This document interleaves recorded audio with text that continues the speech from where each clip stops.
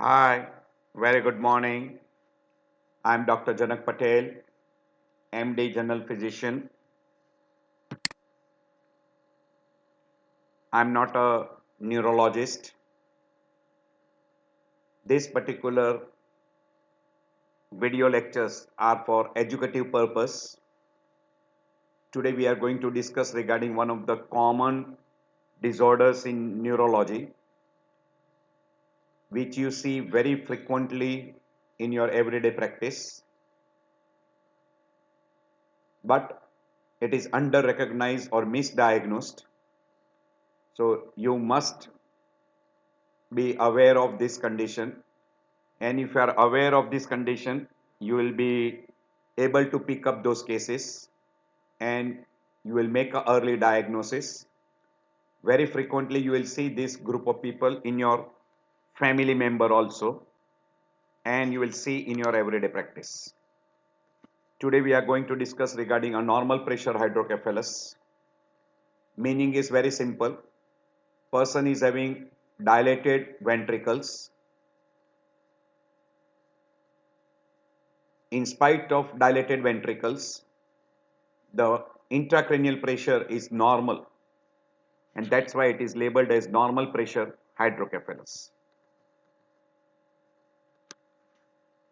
A good number of cases of NPH is also labeled as idiopathic normal pressure hydrocephalus, where you are not able to identify the exact etiology. Then it is called as INPH, or we call idiopathic normal pressure hydrocephalus. So by definition, it is a clinical triad which is characterized by abnormal gait, urinary incontinence, and dementia with dilated ventricles and intracranial pressure being normal. You will label that person as normal pressure hydrocephalus. So there is also another word which are being utilized, three W's. It is called wobbly, that is ataxic gait or abnormal gait, or it is also called as a short shuffling gait. Urinary incontinence is called as a weight, and dementia is called waking. There are another word which is being utilized is gait impairment, cognitive impairment. Cognitive impairment is dementia, and urinary incontinence is called overactive bladder. So if you go in little more detail, as far as abnormal gait is concerned, it is bradykinetic, broad base. It is also described as magnetic or short shuffling gait. Urinary incontinence is having increased urinary frequency, urgency, or frank incontinence. And dementia consists of memory impairment, disorientation, there is a memory loss, bradyphrenia, forgetfulness, decreased attention, and inertia. And invariably it leads to worsening of social or occupational function, and there is a decline from a previous higher level. This is the characteristics of what we call as a dementia or cognitive impairment. When we label a person is having probable idiopathic NPH, so it is called diagnostic criteria. In history, if you get insidious onset, age over 40, symptom duration is lasting for 3 to 6 months, there is no etiology or known cause for secondary NPH. This is gradually progressive over a period of time. There is no other medical, psychiatric, or neurological condition that could cause this group of symptoms. That is we call triad. this is on clinical grounds, or we call history. And when we go for brain imaging, so on brain imaging, if there is a ventricular enlargement which is not attributed to cerebral atrophy or cognitive dysfunction or congenital disorders, there is no macroscopic obstruction present, and at least any one of these following four are present, that is enlargement of lateral horns not attributable to hippocampal atrophy, callosal angle is greater or equal to 40 degree, there is an evidence of altered brain water content on imaging which is not attributable to ischemia or demyelination, and aqueductal or fourth ventricle flow void on MRI. Out of these four, any one is present. So if these are present, we label that as probable idiopathic NPH. As far as radio imaging is concerned, there is one criteria on MRI or CT we call as the Evans index, where you get a finding any one or more of the following, that is temporal horn enlargement, periventricular signal changes, periventricular edema, and there is a flow void at aqueductal or fourth ventricle, and Evans score or Evans index at least 0.3, and that Evans index can be calculated by, or you call Evans ratio. So it is a ratio between maximum width at anterior horn, this is the maximum width at anterior horn of lateral ventricle, to the maximum width of calvarium, this is calvarium, maximum width. So when you take a ratio of those two, it should be greater than or equal to 0.3, and then we call that as ventriculomegaly. So for identifying ventriculomegaly, this is the criteria what is being utilized, and if any one of this or more than one, if it is present, it establishes that there is definitely hydrocephalus. And along with that, if you get three criterias, that is dementia, urinary incontinence, and gait disturbance, you label that as NPH. As far as etiology is concerned, 50% of the time it is idiopathic, and that is labeled as INPH. And as far as the secondary groups is concerned, subarachnoid accounts for almost 23% of the group. Meningitis accounts for 4.5% of the group, and traumatic brain injury accounts for almost 12.5%. Secondary NPH will give a better response by shunting. So shunt gives much better response than idiopathic variety. Now 50% of the idiopathic cases, in that there is a leading theory which is called impairment of the CSF outflow. And in an intraventricular pressure studies, it shows you B waves present. And there is also two terms which are being utilized, adult hydrocephalus syndrome or adult symptomatic hydrocephalus. This is as far as idiopathic variety is concerned. There are some group of conditions where you come across reversible causes of dementia, and it is important to diagnose because we can treat them, and 5% of normal pressure hydrocephalus, in a normal pressure hydrocephalus, 5% of all dementia cases will have half of the treatable causes, means indirectly 5% of all dementia invariably suffers from normal pressure hydrocephalus and they are treatable. And other causes of dementia which are treatable are thyroid disorders, particularly hypothyroidism, B12 deficiency, depression, side effects of pain medication, sedatives, sleeping pills, etc. Inflammatory disorders like lupus or infections like Lyme's or HIV or hepatitis, and occasionally by tumors or subdural hematomas. All these causes are treatable. There are some of the causes of dementia which are not treatable or they don't give good results are Alzheimer, multi-infarct dementia, Parkinson disorders. These are not reversible. And unfortunately, non-reversible dementia accounts for almost 90% of the patient. So it is very important to find out such cases like normal pressure hydrocephalus where dementia is reversible.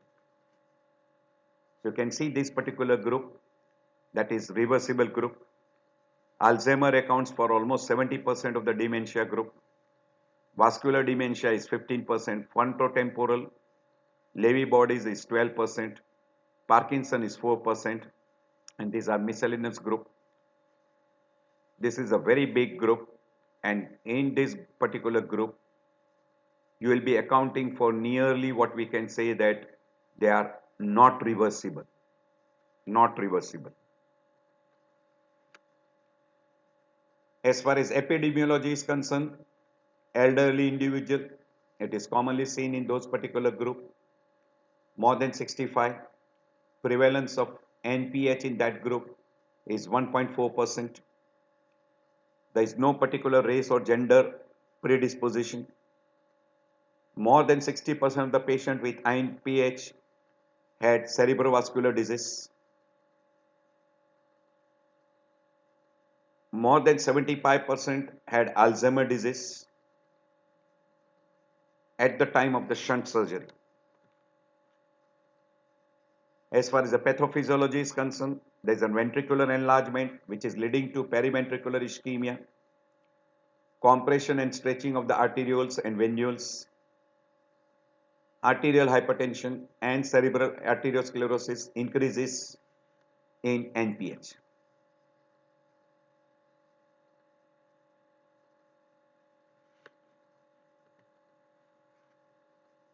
If you look at the CSF dynamics, the CSF formation in NPH is reduced, volume is increased, it is almost double, and turnover rate is also reduced. And this is because of decrease in the CSF flow. Ideally, the mechanism is very poorly understood. It is a variety of a communicating hydrocephalus. There is a resistance to CSF flow that leads to raised intracranial pressure at night. There is a stretching of ventricular wall and there is an enlargement of ventricle. So normal flow between ventricle and subarachnoid space, and probably there is a defective absorption,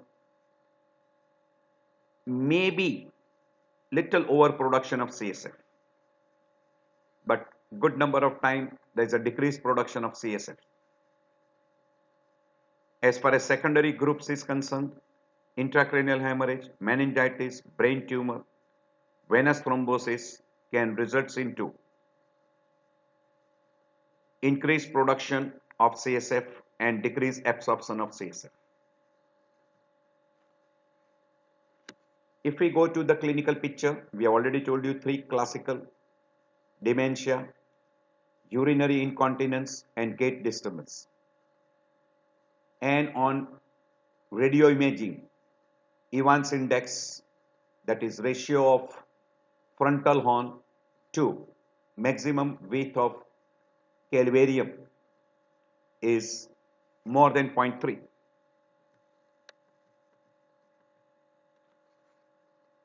Classical triad, if you go into the detail regarding gait disturbances, it is very, very typical. And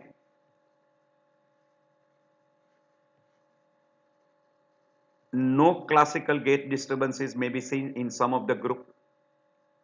And when it is seen, it is a wide base shuffling gait.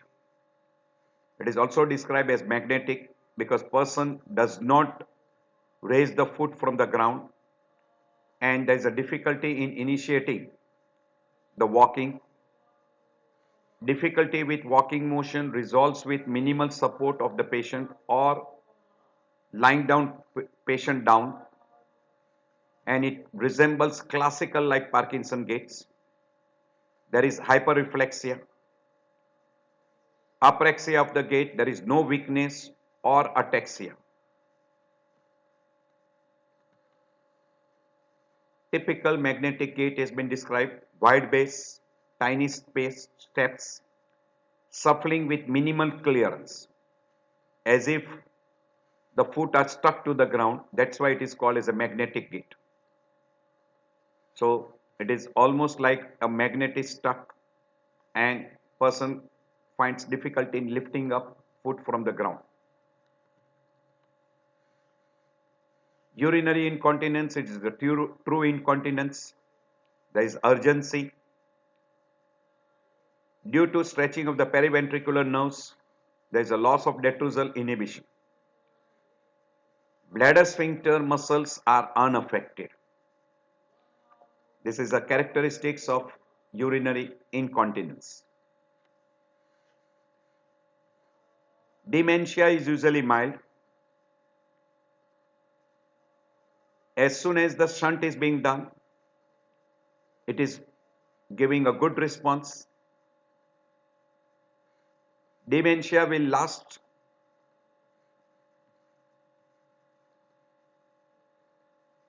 Dementia is usually less responsive of the symptoms to intervention. So, shunt surgery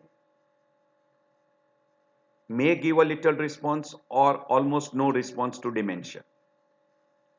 Mental status changes may be resembling almost like depression. There is a prominent memory loss. There is a bradyphrenia. The person will have a forgetfulness, decreased attention, aphasia sometime. You can have agnosia. Almost it is good number of time diagnosed as Alzheimer. We already told you probable idiopathic NPH diagnosis, that is gait disturbances, decrease in step heights, decrease in step lengths, decrease in speed, decreased trunk sway, wide stance, toe turned outwards while walking. The person will have an end block turning, turns takes 3 or more steps, impair balance. All this may be found as far as gait disturbances is concerned. As far as the cognitive disturbances is concerned, psychomotor slowing, decrease in fine motor speeds, motor accuracy, difficulty in dividing or maintaining the attention, impairment in recall, especially for recent events. There is an impairment in executive functions like multi-step procedures, working memory, formulation, abstraction, insight, etc. And there may be behavior or personality changes. In urinary symptoms, incontinence, persistent urinary incontinence, or maybe there may be fecal plus urinary incontinence with urgency, frequency, and nocturia. So when this particular three triad is present, it is put into a group we call as a probable idiopathic NPH. And as far as the intracranial pressure is concerned, we call it, if the opening pressure is between 72 to 40, that is also in favor of probable. And when you want to use a possible, history is very important. We have already given before that subacute onset, early age, lasting for more than 3 to 6 months, may follow trauma, subarachnoid hemorrhage or meningitis. Symptoms are not entirely explained by coexisting neurological condition, non-progressive or not clearly progressive. And brain imaging, we have already shown you that ventricular enlargement associated with cerebral atrophy of sufficient severity to explain the ventricular enlargement, structural lesion that may increase ventricular size,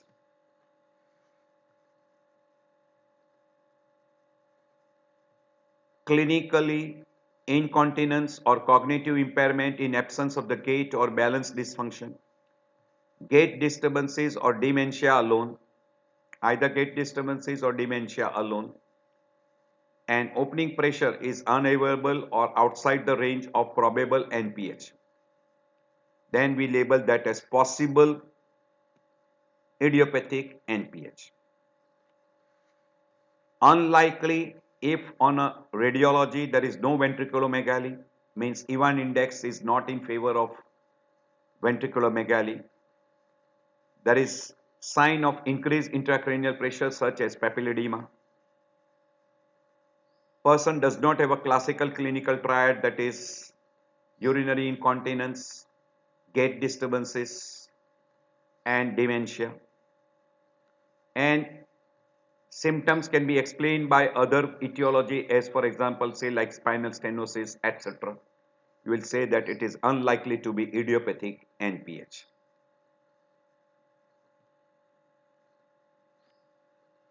This is a mild difference between Alzheimer and NPH. In Alzheimer, you will have an impairment in memory, learning, orientation, attention, executive function, writing, etc. While NPH, psychomotor slowing, fine motor speed will be slow, fine motor accuracy will be slow. This will be borderline impair. What are borderline impair? Motor and psychomotor skill, visual spatial skill, language and reading. While here there is a borderline impairment of auditory, memory, attention, executive function, behavior, personality changes, etc.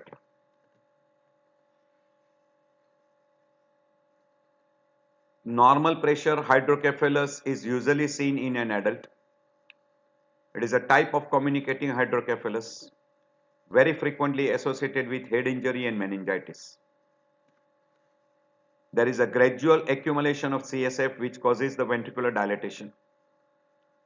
Secondary to that ventricular dilatation, person has got dementia, magnetic gait and urinary incontinence, classical triad. So gait disturbances, dementia and urinary incontinence is a classical triad.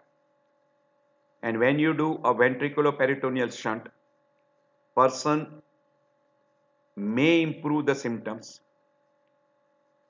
Normal or slightly elevated CSF pressure may be there. Lumbar puncture with removal of small quantity of fluids helps, which will confirm the diagnosis. Brain imaging shows ventricular enlargement without cortical atrophy. It is more in favor of NPH. Mainly you will have to differentiate from Parkinsonism, where you will have a hypokinesia, freezing, imbalance and extrapyramidal symptoms. These extrapyramidal symptoms are not seen in case of NPH, and you don't see a freezing in NPH. Best way to differentiate is a trial of levodopa. As soon as you start a levodopa, it will help more in case of what we call as a Parkinson disorders rather than NPH. So it gives good results in Parkinson's, and there will be no benefit in case of NPH. So for making a diagnosis of NPH, you have to suspect clinically. If any person who comes to you with a classical triad, that is dementia, gait disturbances and urinary incontinence, you must go for a good history, that is gait disturbance, urinary incontinence, and dementia. And deterioration can be more and rapid. Gait instability is pronounced. Now you go for an MRI by which you try to confirm as far as Ivan index is concerned, ventriculomegaly is concerned, and rule out cortical atrophy, which is not common in case of NPH. By doing a high volume lumbar puncture, or what we call as a spinal taps, person is benefited. Person is benefited. And if a person is benefited, it is again in favor of NPH.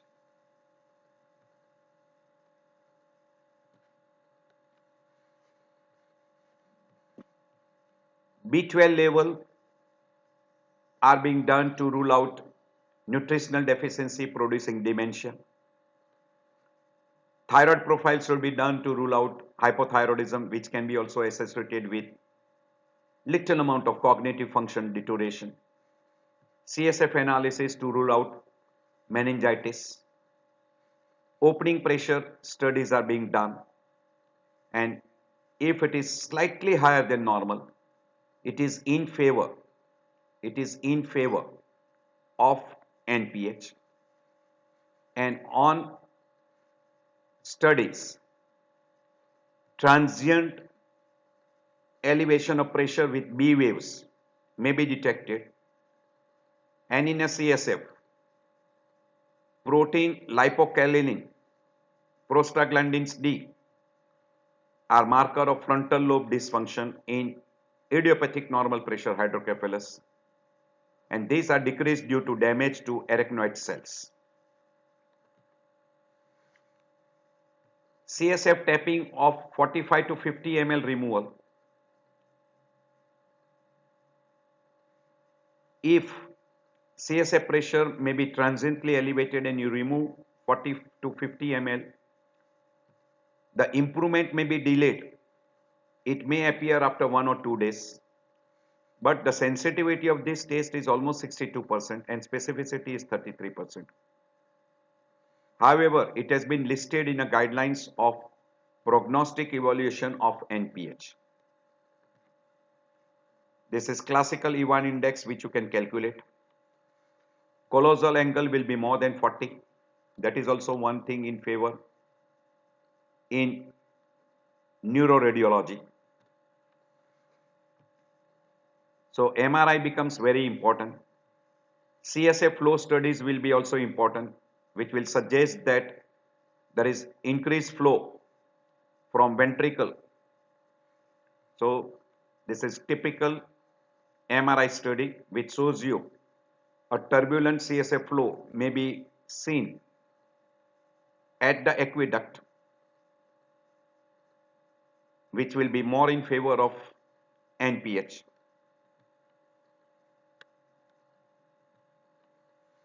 So MRI flow void will be positive signals, and that will be in favor of at the level of abnormal aqueduct.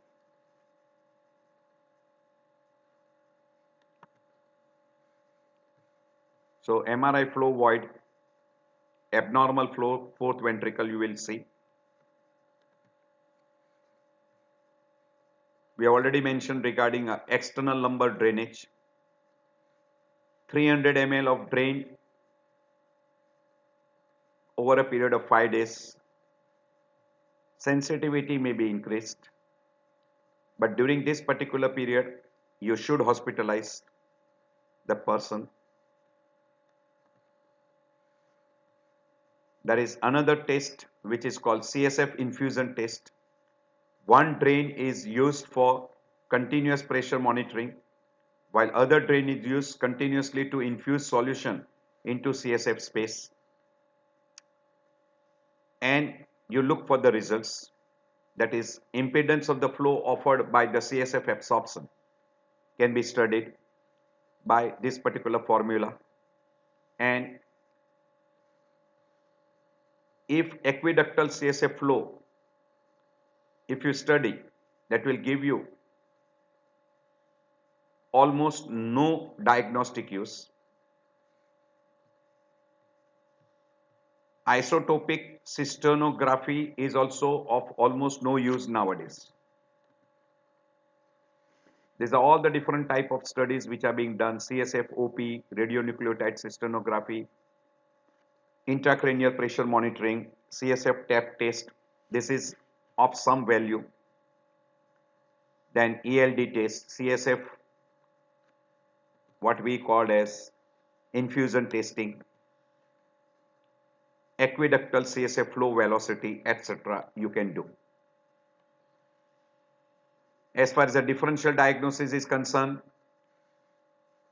you should differentiate this from depression, subcortical arteriosclerotic encephalopathy, multi-infarct encephalopathy, chronic alcoholism, B12, folic acid deficiency, electrolyte imbalance, cervical stenosis, peripheral neuropathy, etc. All this will give rise to cognitive impairment. Main important is you have to differentiate from Alzheimer and Parkinsonism. As far as Parkinsonism is concerned, it is very easy. A levodopa therapy will show you a good improvement in Parkinson disease. So that will be in favor of what we call as Parkinson disease. And in Alzheimer, you will see more amount of cortical atrophy. So that will be very, very helpful. So you will have to differentiate from all these groups. As far as management is concerned, ideally there is no specific treatment which is being described. Levodopa trial should be done to rule out Parkinson disease. There is no specific drug which works in NPH. Mainly surgical treatment is there. In surgical treatment, shunt surgery and CSF tap.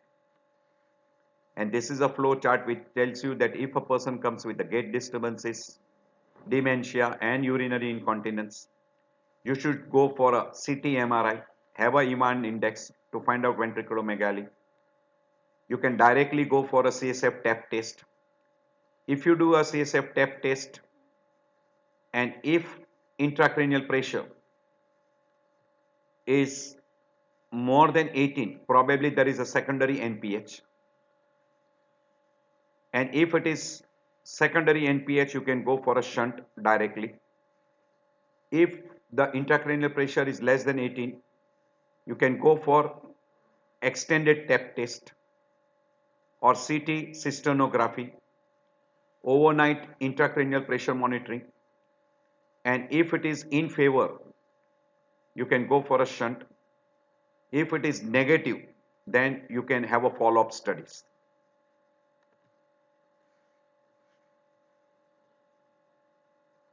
Most common shunt which are being advised is VP shunt or VA shunt.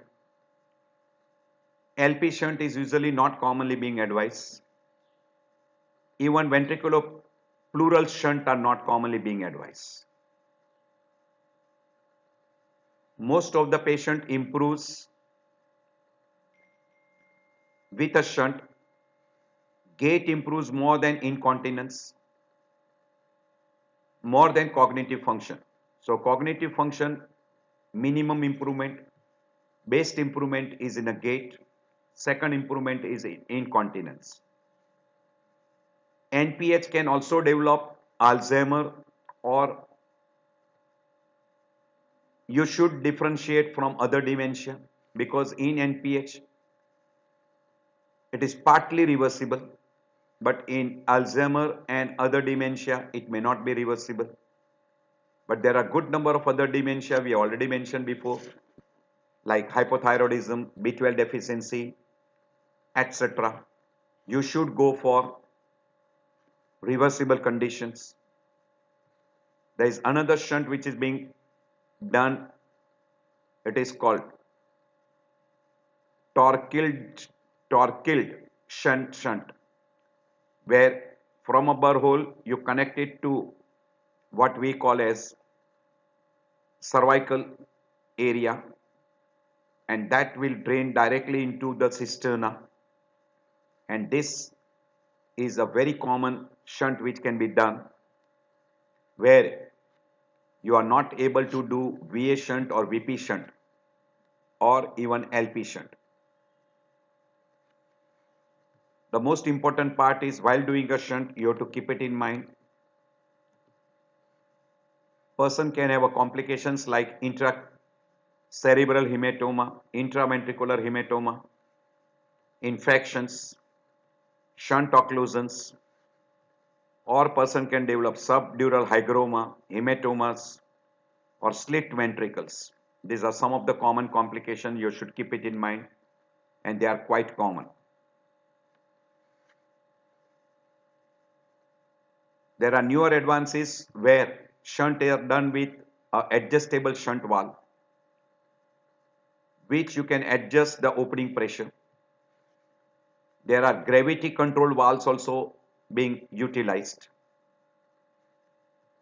and that will help you in different postures. There is another procedure which can be done is endoscopic third ventriculostomy, which is an alternative to the shunt replacement, and particularly it is very useful if there is an obstructive hydrocephalus. As far as complication is concerned, complications of shunts are more common. You can have a neurological deficits. Ataxia can give rise to fall and fractures. And secondary to shunt, you can have infections, you can have hematomas, hygromas, etc. So I end my lecture here. I hope this will be very helpful, because you can see sometime in your family itself, and once in a while you will see in your everyday practice. It is a common condition because NPH is common. It is not uncommon. But we underdiagnosed, or good number of time we misdiagnosed. They are misdiagnosed as Alzheimer, they are misdiagnosed as Parkinson's, etc. So I hope this lecture will be very helpful. If you like this lecture, please do subscribe and press like button. This is mainly for educative purpose. I thank you all for taking out time. I know that your time is valuable, and I appreciate you for spending some of the time with me. See you in next lecture.